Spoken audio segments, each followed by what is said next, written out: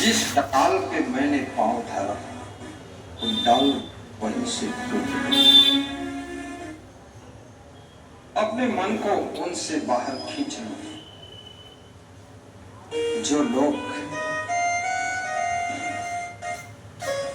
तुमको दिन रात पीड़ा दे रहे हैं। कहने के लिए वह लोग अपने हैं लेकिन वास्तव में सब सपने हैं। अपने मन को उनसे खींचना सीख लो।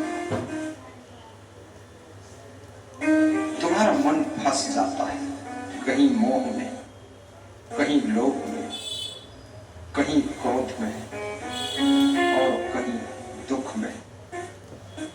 उससे बाहर खींच लो। ममता की म्यान से अपने मन को, तलवार को बाहर निकालो। कितनी ही ममता करो लेकिन प्रकृति के नियम के अनुसार एक एक करके सब तुमको छोड़ छोड़ कर चले जाएंगे। सब पंछी उड़ने के लिए एक वृक्ष पर इकट्ठे हुए, सब चारों दिशा में उड़ेंगे। कभी दादी की आत्मा संसार छोड़कर विदा हो जाएगी, कभी दादाजी चले जाएंगे, कभी पोता चला जाएगा। न चाहते हुए लोगों की मृत्यु होती है। जिनकी मृत्यु होती है वह भी नहीं चाहते हैं कि मेरी मृत्यु हो। मजा इस बात का। और जिनके परिवार के सदस्य की मृत्यु होती है परिवार के लोग भी नहीं चाहते हैं कि मेरे पापा की मृत्यु हो। लेकिन ये संसार का नाम मृत्यु लोक है। कौन रोक सकता है मृत्यु को? भगवान राम के पिता दशरथ की भी मृत्यु हुई थी। मृत्यु के कारण अलग अलग हो सकते हैं लेकिन मृत्यु होगी। और जिनसे ज्यादा तुम्हारा लगाव है उनकी मृत्यु तुमको घायल कर देती है। जब याद करते हो निराशा में डूब जाते हो कि मेरी माँ कितनी अच्छी थी। किसी के घर में गया तो उसने बताया मेरी माँ मर गई, पिता मर गई और बेटा मर गया। तुमने कहा उनके फोटो नहीं लगाया? तुमने बोले फोटो इसलिए नहीं लगाया, फोटो देख करके दुख ताजा हो जाता है। थोड़े दिन लगाया फिर बहुत दुख लगा तो हटा दिया तो थोड़ा भूल जाता है। चित्र भी उनकी याद करा देता है। और ये भी याद रखना जो लोग दुनिया छोड़कर जा चुके हैं वह लोग अब लौट कर तुम्हारे बीच में आएंगे कि नहीं आएंगे क्या पता है। लेकिन तुम्हारी जब तक जिंदगी है तुम उनको याद कर करके रोते रहो, दुखी होते रहो। लेकिन जिन्होंने तुमको दुख दिया है जीते जी उनकी मृत्यु से तुमको दुख नहीं, क्योंकि जीते जी उन्होंने दुख दे दिया है।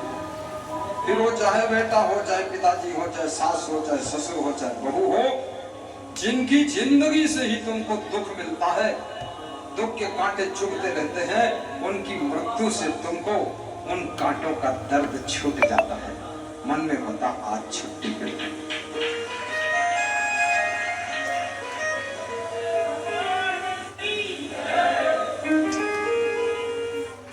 एक पति मुझसे कह रहा था 20 साल से पत्नी से संबंध टूट गया था और वो मायके रहती थी, लेकिन आज सूचना मिली है कि वो मर गई है।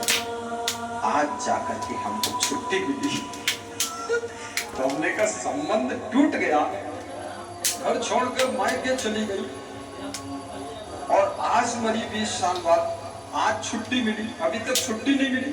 वो मायके में थी तो भी कुछ फसौला था। बोले जब तक वो जिंदा थी फसौला ठाक दी। आज जाकर पूरी राहत मिली है।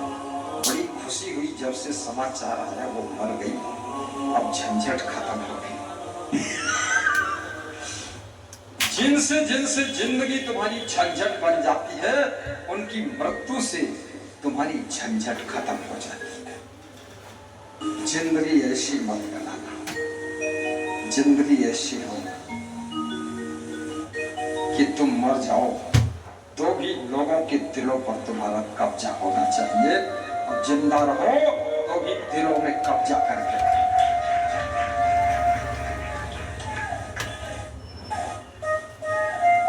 पति के दिल पर कब्जा करो। पूरा दिल का प्लाट खाली पड़ा है, अगर कब्जा करने में चूक गए तो कोई और कब्जा कर सकता है। इसलिए लोग अपने अपने प्लाट में नींव खोद देते हैं, दीवार बना देते हैं, कब्जा करते हैं। रजिस्ट्री जमीन होते हुए कब्जा करना पड़ता है।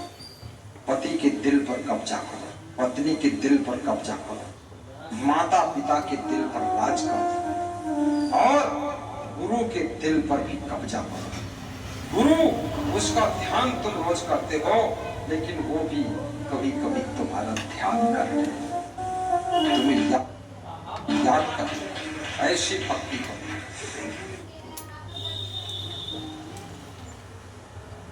तन से, मन से, धन से, वचन से, बुद्धि से भक्ति बढ़ाइए, और नित्य अपने घर में गुरु की पूजा भी करिए। गृह पूजा मंदिर में गुरु की तस्वीर भी रख लीजिए, और सुबह शाम थोड़ा ध्यान भी कर लीजिए। और जितना काम करने के बाद समय बचे, खूब प्रवचन सुन लीजिए। प्रवचन, ये मन कभी स्थिर नहीं होता है, इसलिए जितना खाली समय है उस मन को, पागल मन को, चंचल मन को प्रवचन में लगा दीजिए। नया नया प्रवचन सुनते रहिए, पुराने प्रवचन भी सुनते रहिए, और गुरु के बारे में सोचते रहिए कि हमारे गुरु जी आज कहाँ हैं। मोबाइल में सब्सक्राइब करिए यूट्यूब में प्रवचन को। कितने लोगों के मोबाइल में प्रवचन सब्सक्राइब है, जरा हाथ उठाइए।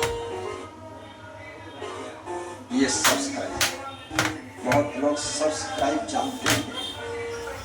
मैं कहूँगा हमारे योगेश जी और दयानंद जी, इसमें जाकर जिनका सब्सक्राइब ना हो तो सब्सक्राइब कर ले जाए। चलिए जल्दी जल्दी सब्सक्राइब कर। मैं जो आपको प्रवचन सुनाता हूँ, उस प्रवचन को हम स्वयं भी सुनते हैं।